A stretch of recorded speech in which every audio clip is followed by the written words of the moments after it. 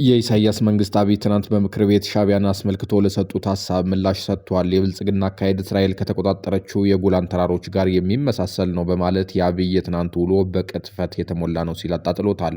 በማስታወቂያ ሚኒስትሩ በኩል በወጣው ምላሽ በሰሜኑ ጦርነት ወቅት አብይና የጦር አዛዦቻቸው ለኤርትራ ሰራዊት የበዛ ምስጋና ሲያቀርቡ መኖራቸውንም ይጠቅሳል። ሻዕቢያ የትናንቱን የአብይ ንግግር ጨምሮ የብልጽግና ሰሞነኛ አካሄድ ለሌላ ግጭት በር እየጠረገ ያለ አደገኛ አካሄድ ነው ሲል ገልጾታል። ጠቅላይ ሚኒስትር አብይ አህመድ አሊ ትናንት ጥር 26 ቀን 2018 ዓ.ም በህዝብ እንደራሴዎች ምክር ቤት ተገኝተው በሰጡት ማብራሪያ መንግስታቸው የዛሬ 3 ዓመት በትግራይ ክልል በነበረው ግጭት ሻዕቢያ በአጋርነት ገብቶ አደረሰው ያሉትን ጥፋት ለመጀመሪያ ጊዜ መተንፈሳቸው የሚታወቅ ነው። ኢትዮጵያውያን የተቀደሰች በሚሏት ከተማ የኢትዮጵያም የኤርትራም የጋራ ስልጣኔ መተሳሰሪያ በሆነችው አክሱም ወጣቶችን የረሸነው ሻዕቢያ መሆኑን ተናግረው የአድዋ ፋብሪካዎች ተነቅለው የተወሰዱት የቀሩትም የወደሙት በኢሳያስ ወታደሮች ነው ብለዋል። ጠቅላዩ እንደሚሉት ከሆነና አዲግራት ውቅሮና ሽሬን በሻዕቢያ ሀብታቸው ሙጥጥ ተደርጎ ከተወሰደባቸው የኢትዮጵያ ከተሞች ውስጥ ተዘርዝረዋል። አብይ ሻዕቢያ መቀሌ ስንገባ ተከትሎ እንዳይገባ ስናስጠነቅቀው እሽ ባይል ኖሮ አፈሙዛችንን ከወያኔ ወደ ሻዕቢያ ማዞራችን የማይቀር ነበር ሲሉም ተደምጠዋል። ትናንት እንደተሰማው ሻዕቢያ በእነዚያ በትግራይ ክልል በከረመባቸው ዓመታት ሁሉ ትግራይን የቻለውን ሁሉ አውድሟል። አብይ በወቅቱ ሻዕቢያንም ወያኔንም የመምታት አቅም ስላልነበረ እባክህ ህዝቤን አታጎሳቁል የሚል መልእክት ለኢሳያስ አፈወርቂ አብርሃ ከአንዴም ሁለቴ ልኬለት ነበር ብለዋል። በወቅቱ የውጭ ጉዳይ ሚኒስትር ገዱ አንዳርጋቸው ተለምነው አልሰማም ያሉት ኢሳያስ እስኪ ምክትል ጠቅላይ ሚኒስትሩን ይሰማ ከሆነ ተብለው ደመቀ መኮንን አዲሃሎ ድረስ ተልከው እንደነበር ከአብይ አንደበት ተሰምቷል። ከወራት በፊት ጌታቸው ረዳም አብይ ጦርነቱ ሳይጀመር በፊት ወደ ውጊያ ከገባን ኢሳያስ አድቫንቴጅ ይወስዳል፣ ተዉ ይሄ ነገር ይቅርብን ብሎን ነበር ማለታቸውን እናስታውሳለን። ከዚህ በተጨማሪም የመጀመሪያው ዙር የሰሜን ኢትዮጵያ ጦርነት በኢትዮጵያ መንግስት አሸናፊነት ተጠናቆ አብይ መቀሌ ላይ ጊዜያዊ አስተዳደር ባቋቋሙ ጊዜ የጊዜያዊ መንግስቱ አካል የነበሩት ሌፍትናንት ጀነራል ዮሐንስ ገብረ መስቀል አዙሪት በተሰኘው መጽሐፋቸው ውስጥ የኤርትራ ወታደሮች ከፕሬዝደንት ኢሳያስ የተሰጣቸው መመሪያ መቀሌን በታንክና በመድፍ ማውደም፣ እንደ መሶቦ ሲሚንቶ የመሳሰሉትን ፋብሪካዎች ነቅሎ መውሰድ ነበርና መቀሌ አትገቡም ሲባሉ ቁጣቸውን መቆጣጠር አቅቷቸው እንደነበር ብዙ የመከላከያ መኮንኖች አጫውተውኛል ሲሉ ጽፈዋል። ጠቅላይ ሚኒስትር አብይ አህመድ አሊ ከድፍን 3 ዓመታት በኋላ ጥር 26 ቀን 2018 ዓ.ም ለኢትዮጵያ ህዝብ ተወካዮች ሲናገሩ እንደተደመጡት ከሆነ ሻዕቢያ እድሉን ቢያገኝ ኖሮ ምናልባትም ከአዲስ አበባ ቀጥሎ በኢትዮጵያ ትልቋ ከተማ ስትባል የቆየችውን መቀሌን እንደ ባቢሎን የማፈራረስ ህልም ነበረው። በአብይ አንደበት የትግራይን ሴቶች ደፍሯል፣ ወጣቶችን ገሏል፣ ሀብትም ዘርፏል የተባለለት ህዝባዊ ግንባር ሓርነት ኤርትራ ያሰማራው ጦር በዚያ ጦርነት እንደ ስዩም መስፍን፣ አባይ ፀሐዬ፣ አስመላሽ ወልደ ስላሴ ያሉ ጉምቱ የህወሓት መሪዎችንም አንቆ መግደሉ ይነገራል። ኢትዮጵያ መከላከያ ሰራዊት ቢያገኛቸው ኖሮ እንደ አቦይ ስብሃት ነጋ በክብር ይዞ ወደ አገራቸው መዲና አዲስ አበባ ይልካቸው እንደነበር የሚያትቱ አሉ። ሻዕቢያ ግን በሶስቱም የህወሓት ጭንቅላቶች ላይ ቂም ነበረበት። አብይ የትናንቱን የምክር ቤት ውሎ ሲያጠቃልሉ በባሌ የሚሆን በቦሌ የቀይ ባህር ጌቶች እንሆናለን ሲሉ ተደምጠዋል። ከፊልድ ማርሻል ብርሃኑ ጁላ ገለልቻ በኋላ ይህን አገላለጽ መጠቀማቸው የባሌው መንገድ አይቀሬ መሆኑን አመላካች ነው። ቦሌ የሰላምና ድርድር፣ ባሌ የጀግና ብሎም የጦርነት በር ሆነው አገልግሎት ላይ ይውላሉ። እናም ይህ የአብይ አህመድ አሊ ዘብሔረ ኢትዮጵያ ቆፍጣና ንግግር ቢዘገይ እንጂ ከሻዕቢያ ጋር ውጊያ አይቀርም ማለት ይመስላል። ቢሆንም ግን ጠቅላዩ ሁሉንም ነገር ግራጫ ጦርነት በሚሉት ስልታቸው ሸፍነውታል። ግራጫ ጦርነት የመደመር ትውልድ በተባለው መጽሐፋቸው ውስጥ የተብራራና በጦርነት ወሰላም መካከል ያለ ደብዛዛ መስመር ነው። እየተዋጉ መተቃቀፍ የጦርነቱ አንድ ሀቅ ነው። አብይ የመደመር ፍልስፍናቸውን ሲያስረዱም መተጋገዝና መፎካከርን በአንድ ላይ ይሰብካሉ። እዚያ መሃል ግራጫ ጦርነት አይቀሬ ነው። በዚህ ጊዜ ቀድሞም በግራጫው ጓዳቸው ከነበሩት ኢሳያስ አፈወርቂ አብርሃ ሀጎስ ጋር የተሟላ ግራጫ ጦርነት ላይ ናቸው። አብይ የኢትዮጵያን ምሰሶ ለመነቅነቅ የሚፈልጉ ኃይሎች አሉ ብለው ምሳሌም ሻዕቢያን ጠቅሰው ሊያቆስሉን የሚሞክሩም አሉ በማለት ዋቢ አድርገው ያነሷቸው የሻዕቢያ ኢትዮጵያ ወኪል ተደርገው እየተገለጹ ያሉትን ህወሓትና ፋኖን ነው። ጠቅላዩ እንቅልፍ በሚያሰቃያቸው አንድ የፓርላማ አባላት ፊት ሆነው በስሜት ስለ ሀገራቸው ሲናገሩ ህወሓት ፕሪቶሪያ ላይ በፈረመው የሰላም ስምምነት ወልቃይት የኔ ነው የሚል ውል እንዳልተፈራረመ ተናግረዋል። እናም አብይ የወልቃይት ጉዳይ በወልቃይቴዎቹ እንጂ በማንም አይፈታም ሲሉ ተደምጠዋል። አብይ ስለ አወዛጋቢው ግዛት በተናገሩ ቁጥር አማሮች የሚጠቀሙበትን ወልቃይት የተባለ ፖለቲካዊ ስም እንጂ የተጋሮዎችን ምዕራብ ትግራይ አይጠቅሱም። ትናንትም እንዲሁ ቦታውን እንደ ጎንደር አዝማሪ አፋቸው ላይ አጣፍጠው ወልቃይት ሲሉ ውለዋል። በሰሜኑ ጦርነት ጊዜ የአማራን ህዝብና የፋኖን ጀግንነት ሲያወድሱ የሚታወቁት የ4 ኪሎ ጌታ ጥቂት ጊዜ ወስደው ስለ ፋኖ በሰጡት ማብራሪያም አንዳንድ መረጃ የሚሰጡን ለብሔራዊ ጥቅምም ቀናይ ልብ ያላቸው ፋኖዎች አሉ ብለው አመስግነዋቸዋል። በተረፈ በመሸ በነጋ ስም በሚቀያይሩ ፋኖዎች ዘንድ መመለስ ወይም እጅ መስጠት ፋሽን ሆኗል በማለት የዘመነ ካሴው አዲሱ አፋብን በመንግስት ዘንድ ለድርድርም ብዛም ቦታ የሚሰጠው እንዳልሆነ ለእነ አበባው ደሳለው ነግረዋቸዋል።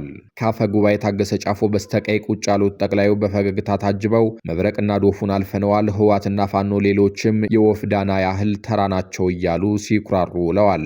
አብይ በዚያ የ547 ሰዎች ጉባኤ መሃል ካነሷቸው ነጥቦች የኤርትራ ጦር በትግራይ ክልል ገብቶ አደረሰው ያሉት በደል ብዙ ማነጋገር የቻለ ነው። አብይ አፍኘው ቆየሁ ያሉትን ምስጢር እንዲፈቱት ያደረጋቸው ምክንያት ደግሞ ሰሞነኛው የጽምዶ ተግባራዊ ስጋትነት ይመስላል።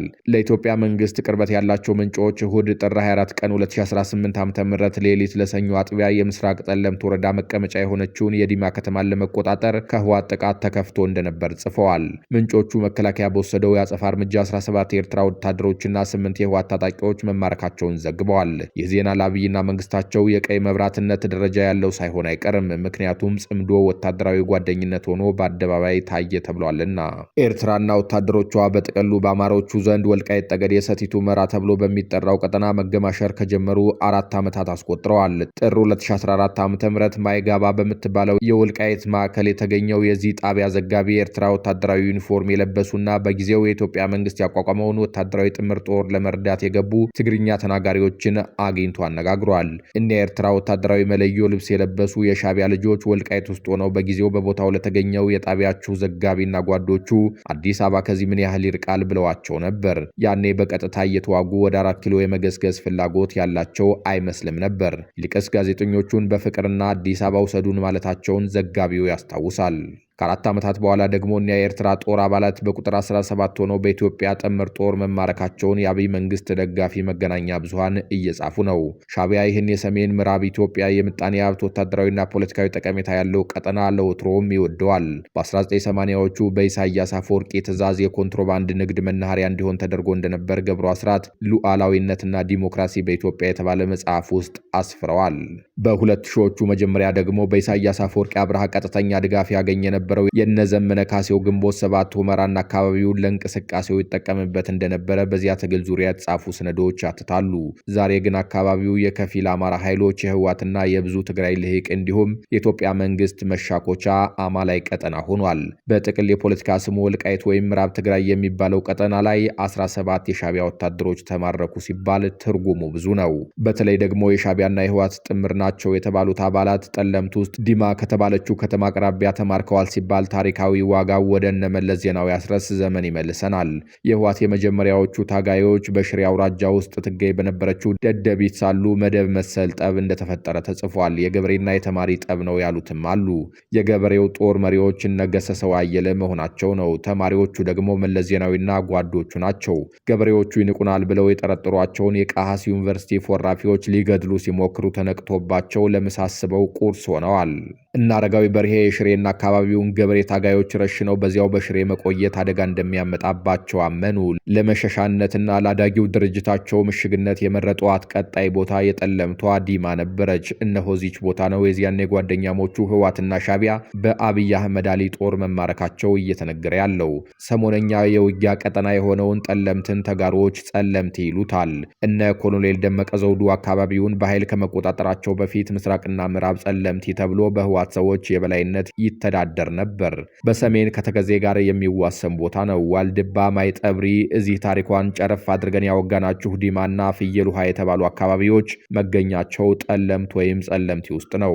ተጋሮች ምዕራብ ትግራይ ወደሚሉት ወርቅ የመሰለ መሬት ለመዝለቅ ወሳኙ በር ሆኗል። የኢትዮጵያ መንግስት ግን በተከዜ ዘብ በቲፒኤፍ እና በኢፌዴሪ መከላከያ ሰራዊት ጥምረት አጥብቆ እየተከላከለ መሆኑ እየተዘገበ ይገኛል። አይደለም ቦታውን ለህዋት ከፍቶ በፋኖ ላይ መከፋፈል ለመፍጠር እያሴረ ይገኛል የሚሉ ድምጾችም አሉ። ወልቃይትና ራያ የአማራ ፋኖ አንድነት ፈተናዎች ሆነው ቀርበዋልና ጠቅላይ ሚኒስትር አብይ አህመድ አሊ አወዛጋቢዋን ወልቃይትን በተመለከተ በተጠየቁ ጊዜ በተለይ በ2013 ዓ.ም አንድ የምክር ቤት ቆይታቸው ላይ የአርማጭሆ የወልቃይት ጠገዴ ህዝብ እንኳን አሁን ባለው ሁኔታ ባለፉት 30 ዓመታት ያ ሁሉ ዱላ እየወረደበት ኢትዮጵያዊነቱንም የበጌ ምድር ሰው መሆኑንም እየተናገረ እየሞተ እየተሰደደ ዛሬም አለ ብለው ነበር። በቅርቡ ከወልቃይት የተፈናቀሉ ተጋሮችን አስመልክተው ሲናገሩ በክብር ወደ ቤታቸው እንዲመለሱ ይጋብዛሉ። የአስተዳደሩ ጉዳይ ግን በህዝበ ውሳኔ እንዲፈታ ይመክራሉ። በዚህ መሃል ኢሳያስ አፈወርቂ አብርሃ ጦራቸውን ልከው ገብተውበት ከሆነ ግን የወልቃይት ጉዳይ ከአብይ እጅ እንዳያመልጥ ያሰጋል። ኢሳያስ አፈወርቂ አብርሃ ኢትዮጵያ አላት ብለው በሚያምኑበት ሀብት ሁሉ መጎምዠት ከጀመሩ ቢያንስ 35 ዓመታት እየተቆጠሩ ነው። ለምሳሌ ኢሳያስ አፈወርቂዋ ኤርትራና ብቸኛ ገዥዋ ሻቢያ በኢትዮጵያ አየር መንገድ ላይ መጎምዠት ከጀመሩ 3 አስርተ ዓመታት እንደ መስኩ አፈሰዋል። በ1985 ዓ.ም አክስት ሀገር ኤርትራ በተገነጠለች በሁለት ዓመቷ አስመራ ውስጥ እነ ኢሱ እንደ ሲንጋፖር ሊያደርጓት የምሁራን ውይይት ጠርተው ነበር።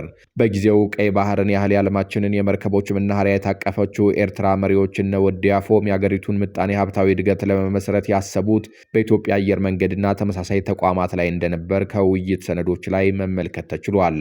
በዚያ ኢሳያስ አፈወርቂ አብርሃ መርቀው በከፈቱት መድረክ ላይ ከቀረቡት የውይይት ጽሑፎቻቸው አንዱ ኤርትራ የራሷ የሆነ አየር መንገድ ማቋቋም ትችላለች ወይ በሚለው የፖሊሲ መነሻ ጽሑፍ በአጭር ጊዜ ውስጥ ብቃት ያለውና ተወዳዳሪ የሆነ አየር መንገድ ማቋቋም እንደማይቻል የሚገልጽ ነበር። የኢትዮጵያ አየር መንገድም ገናና ስም፣ የአስተዳደርና የቴክኒክ ብቃት ያለው በመሆኑ ከተቋሙ ጋር የአክሲዮን ኩባንያ መፍጠር እንደሚያዋጣ በቀረበው ጽሑፉ አጽንኦት ተሰጠው። በወቅቱ በታዛቢነት ኢትዮጵያን ወክለው ስብሰባው ላይ የነበሩት ገብሩ አስራት በሉዓላዊነትና ዲሞክራሲ በኢትዮጵያ መጻፋቸው በጥናት ጽሑፉ የኢትዮጵያ አየር መንገድን በተመለከተ የቀረበው መረጃ ትክክለኛ ቢሆንም የኢትዮጵያ አየር መንገድ የነበረውን ፖሊሲና ዕቅድ ለአፍታ እንኳን ግምት ውስጥ ሳያስገባና ከኩባንያው ጋር ምንም ሳይነጋገር የጋራ ኩባንያ መፍጠር ሀሳብ እንደ አማራጭ መቅረቡ ኤርትራ ምን ያህል የኢትዮጵያን ሀብት የራሱ አድርጋ ስትመለከት እንደነበር ያሳያል ብለዋል። በአንጻሩ ኤርትራ ውስጥ ባንኮችን ስለማቋቋም በቀረበው የፖሊሲ መነሻ ጽሑፍ ደግሞ ከኢትዮጵያ ንግድ ባንክ ጋር የጋራ ኩባንያ መፍጠር የሚል ሐሳብ ቢነሳም በጽሑፍም ሆነ በቃል የተሰጠው ማጠቃለያ ግን በአየር መንገዱ ላይ ከተሰጠው በእጅጉ የተለየ ነበር። አንድ ጽሑፍ አቅራቢ የኢትዮጵያ ንግድ ባንክ ያለበት ደረጃ እጅግ ኋላ ቀርና ዝቅተኛ እንደሆነ አውስቶ የኤርትራ ባንክ ምስረታ እንቅስቃሴ ያኔ ሰልጥኗል ከተባለው ዓለም ከደረሰበት መነሳት አለበት እንጂ ኋላ ቀር ከሆነው ከኢትዮጵያ ንግድ ባንክ የሚገኝ ምንም ጥቅም የለም በማለት ደምድመዋል። የዚያኔዎቹ ሻቢያዎች አይናቸው ዝነኛው የሰማይ አሞራ ላይ ነበር። አየር መንገዱን ፍጹም ጓጉተውለታል። ታላቁ የኢትዮጵያ አየር መንገድ በእርግጥም ያጓጓል። የኢትዮጵያ አየር መንገድ በመላው ዓለም የሚኖሩ የዚች ድሃና በጦርነት የምትታመስ ሀገር ልጆች የጋራ ኩራት ነው። ሙዚቀኛው አሌክስ ኦሎምፒያ ከ15 ዓመት በፊት ዘፍኖት ዛሬም የኢትዮጵያ ናፍቆት የሚንጣቸው ኢትዮጵያውያን በያሉበት የሚያደምጡት በሰማይ በምድር ባቡር ከሀገር ያወጣህ ችግር ናፈቀኝ ተራራው ገደሉ መልሰይ ከሀገሬ ካፈሩ አየር መንገዳችን የአፍሪካ ጠበቃ ውቅያኖስ አቋርጠ ሰው ሀገር ስትመጣ ልጅህን መልሰኝ ለአገሬ እንድበቃ የሚሉ መስመሮች ያሉበት ዘፈን አለው። እዚህ ውስጥ የመጀመሪያው አውሮፕላን ኢትዮጵያ ምድር ላይ ባረፈች ጊዜ ቀዳማዊ አፄ ኃይለ ሥላሴ የተመኙት ሙሉ የአገር ኩራትና የሀብት ማፍራት ተስፋ በጉልህ ይታያሉ። ታላቁ የኢትዮጵያ አየር መንገድ አሌክስ ኦሎምፒያ እንዳለው የአፍሪካ ጠበቃ ነው። እነ ኢሳያስ ልክ ጠቅላይ ሚኒስትር አብይ አህመድ ወደ መሪነት ሲመጡ ጅብ በማይታወቅበት ሀገር ሄዶ ቆርበት አንጥፉልኝ ይላል እንደሚባለው በኢትዮጵያ ሀብቶች ላይ ለማዘዝ አስበው ነበር። የዘረፉትን ዘርፈው የፈጁትን የኢትዮጵያ ልጅ ፈጅተው በቅርብ ጊዜ ተነቃባቸው። እንዲያውም አብይ ለወትሮ ሻቢያዎች ይመኙት ከነበረው የኢትዮጵያ አየር መንገድ ድርሻ ላይ የተወሰነም ቢሆን ወስደው ከወደቦቻቸው መካከል ኢትዮጵያ አጥብቃ የምትፈልጋትን አሰብን እንዲያጋሩ በገደምዳሜው ቢሆን ሲነግሯቸው መቀበል እንጂ መስጠት የሚባለው ቃል የማያውቁት የአስመራ አምባገነን በሸቁ። የሻቢያ የጥንት ተፈጥሮ እንደ ሕፃን ልጅ መቀበል እንጂ መስጠትን አያውቅም። ጉራ እንጂ ስራ አልለመደበትም። ቅሚያ እንጂ ልግስና በታሪክ ድርሳኑ ውስጥ የለም። በ1980ዎቹ ሻቢያዎች አዘጋጅተውት ነበር ባልናችሁ የልማት ምክክር ላይ ያነሱትን አንድ ነገር ገብሩ አስራት ያውጓችሁ። በዝነኛው መጽሐፋቸው ገጽ 154 ውስጥ እንዲህ ጽፈውታል። በሻቢያዎች በኩል የመንገድ ስራን በተመለከተ የቀረበው የፖሊሲ መነሻ ሐሳብ ከሁሉም በላይ አስገራሚ ነበር። አንድ ጽሑፍ አቅራቢ ኤርትራ ውስጥ መኖር ያለበትን የመንገድ መዋቅር እቅድ በዝርዝር ከተነተነ በኋላ የኤርትራ መንገድ ስራ ከኢትዮጵያ መንገድ ስራ ጋር መቆራኘት እንዳለበት በአጽንኦት አሳስቧል። ይህን ካለ በኋላ ግን በአስገራሚ ሁኔታ ትግራይን ጓሯችን አድርገን እዚያ የሚሰራውን መንገድ እቅድ ሙሉ በሙሉ እኛ አዘጋጅተን ግንባታውንም እኛው ማካሄድ አለብን ብሎ አረፈው። የኤርትራን የእድገት አቅጣጫ አስመልክቶ የፖሊሲ መነሻ ሐሳብ የሚያቀርብ ምሁር ኢትዮጵያ ገብተን ራሳችን መንገድ ቀይሰን መገንባት አለብን ሲል እብድ ይሁን ደንቆሮ ባይገባኝም ከሻቢያ አመራር ያገኘውን መመሪያ መሰረት አድርጎ እንደተናገረ ግን ግልጽ ነበር። የጊዜው የትግራይ ክልል አስተዳዳሪ ገብሩ አስራት ኢሳያስ አፈወርቂ በኢትዮጵያ ሀብትና ፖለቲካ ላይ ሲዘባነኑ የኖሩባቸውና የጫጉላ ጊዜያት ያበሽቋቸዋል። የኋላ ኋላ ሁሉን የልማት እቅድ እርግፍ አድርጎ ትቶ የኤርትራ ወጣቶችን ወደ ሳዋ እየላከ በአራቱም አቅጣጫ ካሉ ጎረቤቶቹ ጋር የተዋጋው ሻዕቢያ በኢትዮጵያ ምድር ያለውን የመንገድ ግንባታ ልቆጣጠረው ማለቱ በእርግጥም የሉዓላዊነትና ዲሞክራሲ በኢትዮጵያ ጸሐፊው እንደሚሉት የእብድ ወይም የደንቆሮ ሐሳብ ነው። ይህ እቅድ ጉራ ብቻ ሆኖ መቅረቱን የሚነግሩን ከ6 ዓመት በፊት በመኪና ከመቀሌ አስመራ እንደሄዱ የገለጹልን ምንጭ ልክ የኢትዮጵያ ድንበር ሲያልቅና ወደ ኤርትራ ሲገባ የመንገዱ አስፋልት በኮረኮንች ይተካል በማለት የሁለቱን ጎረቤት ሀገሮች የ30 ዓመት የልማት ልዩነት ያስረዳሉ። አንድ አስመራን በአጋጣሚ በቅርብ ጎብኝቻለሁ ያሉ የፌዴራል መከላከያ ሰራዊት መኮንን ደግሞ በመዲናዋ ስላዩት ኢትዮጵያ ትቅደም የሚል የደርግ መፎክር ተናግረው አይጠቅሙም። እሳቸው እንደሚሉት ከሆነ ለ30 ዓመታት ደርግን ታግዬ ጣልኩ፣ ኤርትራንም ከቀይ ገዥዋ ኢትዮጵያ ገነጠልኩ የሚለው የኤርትራው መንግስት ኢትዮጵያ ትቅደም የተባለውን ዝነኛ የአብዮት ዘመን መለያ ለመፋቅ የሚያስችል መሰረተ ልማት የለውም። መቼስ እንዲህ መና ሆና የቀረችው የሻዕቢያው መንግስት በኢትዮጵያ ምድር ገብቼ መንገድ ካልገነባው ሲል በመድረኩ ላይ የነበሩት ኢትዮጵያውያኑ ገብሩ አስራትና ባልደረቦቻቸው የተነጋገሩትን የያዙትንም አቋም ማወቅ የሚያስፈልግ ይመስላል። እሳቸውም እንዲህ ይላሉ። ከትግራይ የሄድነው ልዑካን በትርፍ ጊዜያችን እየተገናኘን በኮንፈረንሱ በተነሱ ጉዳዮችና በተሰጡ አስተያየቶች ዙሪያ እንነጋገር ነበር። ሁላችንም ተመሳሳይ አቋም የነበረን የኤርትራውያን ፍላጎት የኢትዮጵያን ሀብት ተጠቅመው ለመበልጸግ ነው በሚለው ላይ ነበር። አንዳንዶቻችን በዚህ እጅግ ተናደን ነበር። ይህ ሁሉ ሲሆን ሻዕቢያዎች ያደረብንን ቅሬታና የተሰማንን ቁጣ አልተገነዘቡም ነበር። ምናልባትም ተጽዕኗቸውን ያሳደሩ መስሏቸው ሊሆን ይችላል። አብዛኞቹ የልዑካን ቡድኑ አባላት ኤርትራ ውስጥ የኖሩና አስመራን በሚገባ የሚያውቁ ነበሩ። አንዳንዶቹም ከትግሉ በፊት ከሻዕቢያ አመራሮች ጋር የሚተዋወቁ ነበሩ። ስለሆነም ሻዕቢያዎች እነዚህ ልዑካን አሉታዊ ግንዛቤ ይኖራቸዋል ብለው የገመቱ አይመስለኝም። ያም ሆነ ይህ የሻዕቢያዎቹን የኢትዮጵያን የመቆጣጠር ህልም በግልጽ አይተን ወደ አገራችን ተመለስ። ሻዕቢያዎች ኢትዮጵያን ለመቆጣጠር የነበራቸው ህልም ጥንት ቀይ ገዢዎች አፍሪካን ለመቆጣጠር ከነበራቸው ህልም እምብዛም የተለየ አልነበረም። ኢትዮጵያ ውስጥ ያለውን ሰፊ የሰው ኃይል ጉልበትና ጥሬ ሀብት ተጠቅመው በኢንዱስትሪ የበለጸገች ኤርትራን መመስረት እንደሚፈልጉ ከቀረቡ ጥናታዊ ጽሑፎች በቀላሉ መገንዘብ ይቻል ነበር። እያንዳንዱ የኢኮኖሚ ዘርፋቸው የኢትዮጵያን ገበያና እምቅ ሀብት መሰረት አድርጎ የተቀረጸ ነበር። ይህ ስትራቴጂያቸው እንዴት ከኢትዮጵያ ጋር ሊያጋጫቸው እንደቻለ ኋላ ላይ ተመልክተናል። የምናከብራችሁ ታዳሚዎቻችን የ1990ዎቹ መጀመሪያ በኢትዮጵያና ኤርትራ መካከል ወንድማማቾች የተላለቁበት ጊዜ ነው። የጦርነቱ አጀማመር ከሰሞኑ የኢትዮጵያ መንግስትና ሻዕቢያ ሰዎች ግንኙነት ጋር ይመሳሰላል። ያኔም ሻዕቢያ ከሆመራ 38 ተሳቢ ሰሊጥ አስጭኖ ተከዜን ሲያሻግር በኢትዮጵያ መንግስት እጅ ከፍንጅ ተይዞ እንደነበር ሰነዶች አግኝተናል። በዚሁ ስልት መኪና ሙሉ ውስኪ የከብት በረት ውስጥ ደብቆ ወደ አስመራ ሲያሻግር ተዋርዷል። አሳ የሚጭን አስመስሎ መትረየስና ክላሽንኮቭ በህገወጥ መንገድ ሲያዘዋ ውር ይያዝ ነበር። ራሳቸው ኢሳያስ አፈወርቂ ከሌባ ጋር ሊያደራድሩ የተማጸኑባቸው አጋጣሚዎች በመጽሐፍ የተከተቡ ናቸው። ይህንን ህገወጥነትና ኢትዮጵያ ውሽማ የኤርትራ ሚስት የጨዋታ ሲቀጥሉበት ተዉ በመባላቸው ቀጥታ ጦርነት ከፈቱ። 10 ሺዎች ትርጉም በሌለው ፍልሚያ ታሪክ ሆኑ። የቅርቡ አዝማሚያቸው አዝማሚያ እንዲህ ያለ ነው። የሰው ልጅ ከታሪክ የተማረው አለመማርን ነው እንዲል አንድ የሀገራችን ጋዜጠኛ ኢሳያስ በስተርጅናም የውንብድና እንዲሁም የማፊያ ተግባር ውስጥ ተገኝተዋል። ኢትዮጵያ አየር መንገድ በዋና ስራ አስፈጻሚው መስፍን ጣሰው በኩል ቃል በቃል አስመራ ውስጥ ያለንን ገንዘብ እንዳናወጣ ተከልክለናል ብለዋል። ይህ ጉዳይ ከማፊያ ስራ በምን ይለያል? እንደ ዋና ስራ አስፈጻሚው ገለጻ በአስመራ የሚገኘው የኢትዮጵያ አየር መንገድ ተወካይ ከሽያጭ የተሰበሰበ ገንዘብ ለማስገባት ሲል ገንዘብ ወደ ኢትዮጵያ መላክ እንደማይችል ተነግሮታል ተብሏል። ውሾን ያነሳ ውሾ ይሁን ተብሎ እንጂ ይህ የሆነው ሐምሌ 20 ቀን 2016 ዓ.ም በተጻፈ ደብዳቤ አማካኝነት ነው። ከነሐሴ 25 በኋላ ሂሳባችሁ ታግዷል፣ ለሀገር ውስጥ ወጪም መጠቀም አትችሉም መባሉን ተከትሎ ከነሐሴ 28 ቀን 2016 ዓ.ም ጀምሮ በረራውን ለማቋረጥ መገደዱን ኢትዮጵያውያን እንደ ሰንደቃቸው የሚኮሩበት አየር መንገድ ገልጾ ወደ አስመራ መብረሩን ትቷል። የኢሳያስ መንግስት የፈጸመው ተግባር በኢትዮጵያ ውስጥ በጠራራ ፀሐይ ሰው እያገቱ ገንዘብ ከሚቀበሉ ታጣቂዎች የሚጠበቅ እንጂ ከተደራጀ መንግስት የሚሰማ አይመስልም። ለሁሉም እናንተ በመላው ዓለም ያላችሁ የኢትዮጵያና የኤርትራ ልጆች እርስ በርስ ተሳሰቡ። መሪዎቻችሁ ሲለያዩ እናንተ ተሰባሰቡ። የጠብ የድብድብ የሞትና የእልቂት ነጋሪት ትታችሁ ርዕሶም ገብረ ጊዮርጊስ ሰላም ሰላም ሰላም ሰላም ለኢትዮ ኤርትራ ብላችሁ ዘምሩ። ህዝቤ ሆይ በጋራ የሚልበትን ውብ ሙዚቃ አስቡ።